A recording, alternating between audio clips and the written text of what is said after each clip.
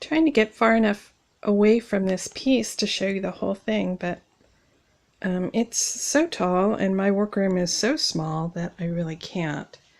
So there it is with the decals on it. I did that yesterday. And I did it by laying the wood flat on a table and getting all the pieces positioned, putting the book on top of the two decals and getting them adjusted, and then tracing around the decals to show their position, and then getting the book out of the way and gluing everything down with a glue stick.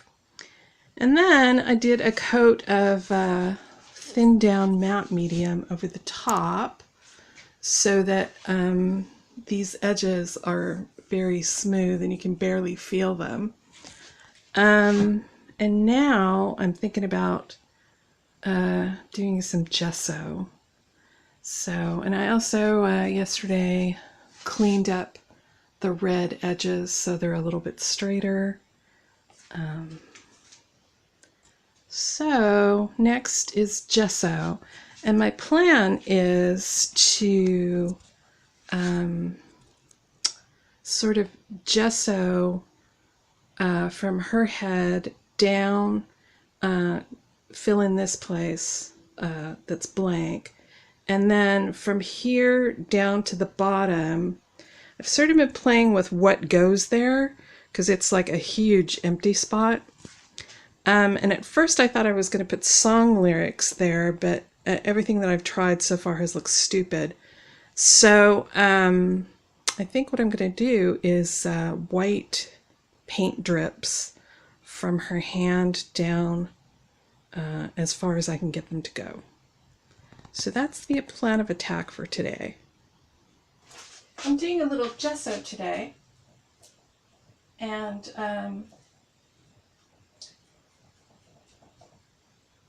I'm just gessoing the decals that I've applied to provide a paintable ground on which to layer my acrylics. And I'm doing this because neither the paper that I've printed this image on, nor the matte medium that I've layered over the top of it are going to provide a decent surface for me to paint on. So a little gesso will do that. And I'm doing this very thinly because I want to provide a ground, but I don't want to obliterate my black lines underneath. And I'm dragging this onto the wood because my plan is to, even though this is going to be covered by the book eventually, my plan is to gesso and paint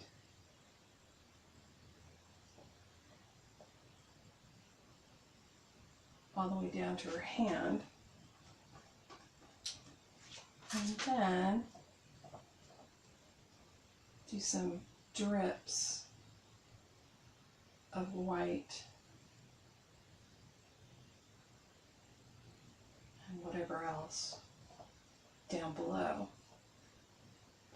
I'm trying to do this section carefully because I did a pencil line of her hair, and the pencil tends to smear and drag itself into the white, and I don't want to do that. So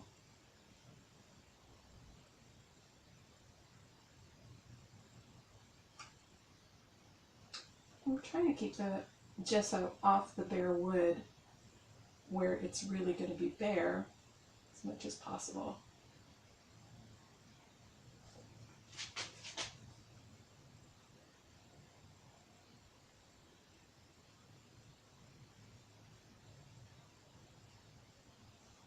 probably could have done this before I applied the decals, but I wanted to get them as flat as possible onto the surface. And generally when I gesso first and then apply, I end up with an image that's a little ripply. I'm not looking for ripples here.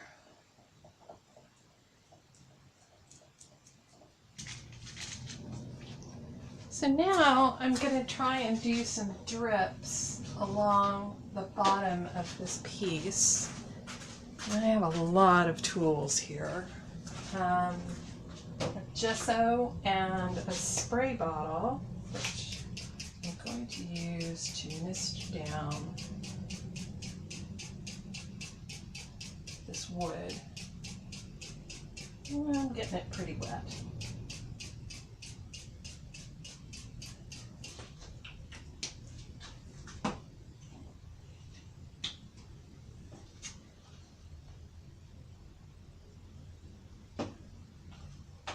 And I've also got a little bucket of water.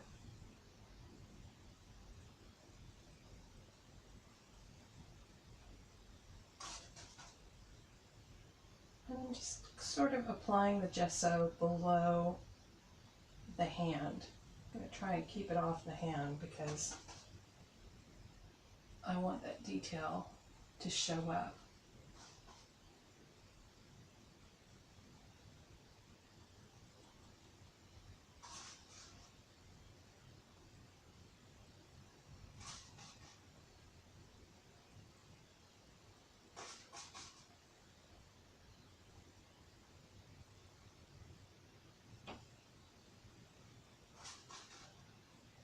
I'm going to run this all the way over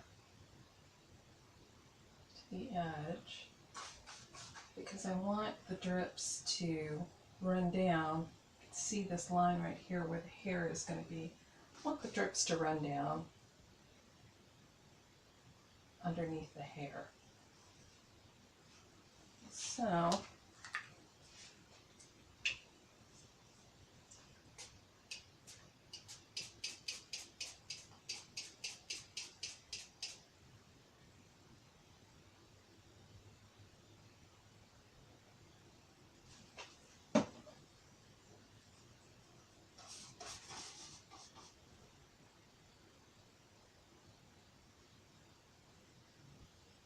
I'm just going to work back and forth between paint and water.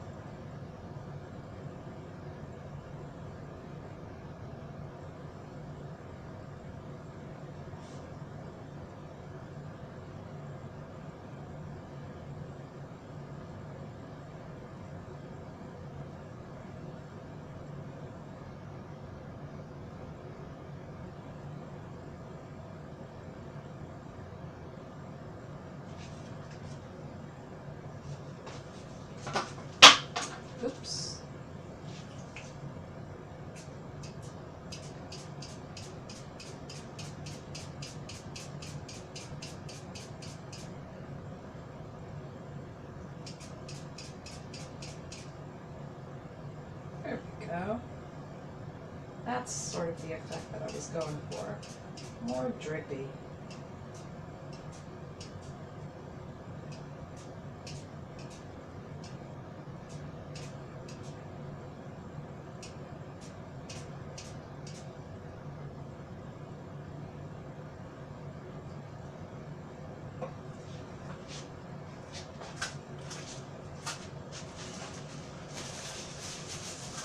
You can see that as I'm spraying the water, the top of my paint line is starting to lose a lot of its paint.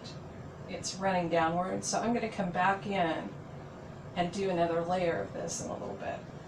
The other thing that's happening is that down at the bottom, the paint is running into the tray of my easel, and that's okay, but in a minute, after this dries just a little bit, I'm going to lift it out and lay it flat so that it doesn't end up with lumps on the bottom.